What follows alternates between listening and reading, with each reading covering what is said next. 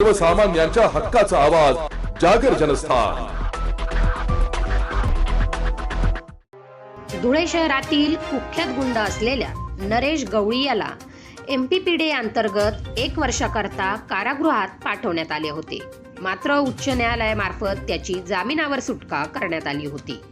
मात्र गेल्या काही दिवसांपूर्वी त्यांनी केलेल्या गुन्ह्याअंतर्गत त्याला देवपूर पोलिसांनी काल पुन्हा अटक केली आहे।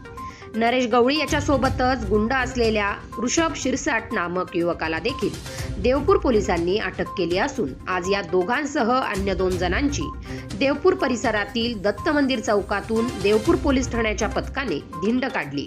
यावेळी नागरिकांनी बघ्यासाठी एकच गर्दी केल्याचे चित्र पाहायला मिळाले।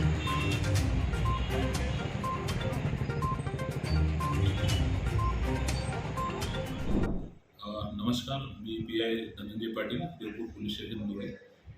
दिनांक 8/5/2025 रोजी देवपूर परिसरात नगावारी परिसरात एक गुन्हा घडला होता। त्याचा गुन्हा नंबर आहे 98/2025 आणि गुन्ह्याचे कलम आहे BNS प्रमाणे 109, 189, 190, 191 म्हणजे जुन्या याच्यामध्ये IPC मध्ये 307 राईट असे कलम त्या गुन्ह्यात लागलेले आहे। या गुन्ह्याची थोडक्यात हकीकत अशी आहे की परिसरातील एक कुख्यात गुंड आहे नरेश कांतीलाल गवळी, याच्यावर नुकतंच पोलीस प्रशासनाने MPDA कारवाई केली होती। त्याच्यानंतरही त्याच्या वागण्यात काही सुधारणा झालेली नाही। त्याने आणि त्याच्या गँगने मिळून एक योगेश चव्हाण नामक इसमाला जबर प्राणघातक अशी मारहाण केली होती। त्यावरून हा गुन्हा दाखल झाला।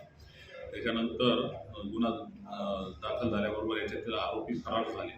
आरोपी जवळपास 16 ते 17 दिवस फरार होते।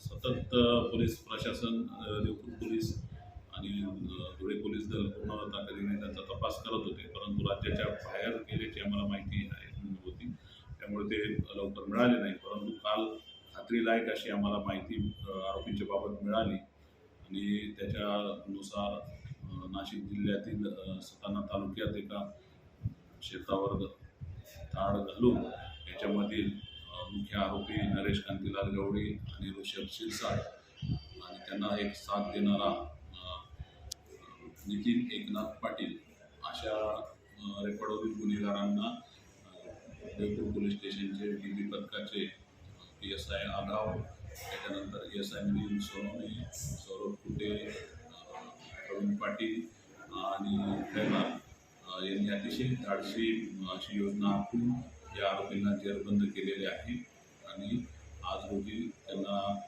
न्यायालयात हजर केले। न्यायालयात हजर केल्यानंतर त्यांचा जवळपास 5 दिवस पोलीस कस्टडी रिमांड मिळालेला आहे आणि आता नुकतंच आम्ही त्यांना त्यांच्या जिथे राहतात किंवा जिथे ते काही व्यवसाय करतात त्या ठिकाणी तपासकांनी आम्ही दिली होती। तपास करून आता यामध्ये आम्ही पोलिसांना आलेलो आहोत। तर याच्यातून आम्ही हे सांगू इच्छितो की कोणीही गुन्हेगार काहीही असला तरी कायद्यापुढे कोणी मोठा नाही आणि त्याला कायद्याचा वचक राहावा या दृष्टीनेच पोलीस प्रशासन हे काम करत आलेलं आहे, काम करत राहणार आहे।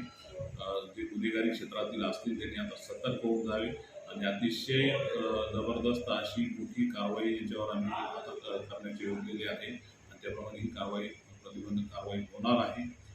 याच्यापासून जे गुन्हेगारी क्षेत्रातील लोक आश्रित असतील त्यांनी सजग व्हावे आणि सर्वसामान्य जनतेला मी एक विश्वास देऊ इच्छितो की आपण भयमुक्त जगा। याच्याविरुद्ध काही तक्रारी असतील ताबडतोब आमच्याशी संपर्क करा, त्या तक्रारींची ताबडतोब दखल घेण्यात येईल आणि कारवाई करण्यात येईल। सर्वसामान्य कायदा पाळणाऱ्या जनतेच्या पाठीशी धुळे पोलीस दल आणि देवपूर पोलीस स्टेशन राहील। जागर जनस्थान करता रूपक बिरारी, धुळे।